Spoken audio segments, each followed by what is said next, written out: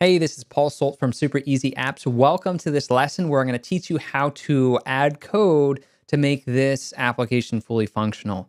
So we designed the app in the previous lesson, and now what I want to show is how we can get the app to dynamically respond when we're interacting with it, how we can format the inputs and outputs, and how we can interact with the keyboard so that we can type in a new value and have that dynamically calculate, and how we can hide the keyboard. So we're going to learn all of that in this lesson. You're going to have a fully functional app that you'll be able to share with family and friends. Let's get started on getting into code with Xcode.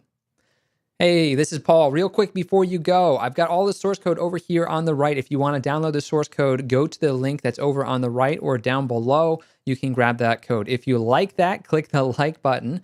Also, before you go, once you go to this site, you'll see a little form. If you fill that out, type your email address in here and click the download now button. That's going to send you an email with all the source code. So just check your email in order to get started. All right, so this has got a lot of design resources from Sketch to PNGs to Xcode projects. Is going to be very useful.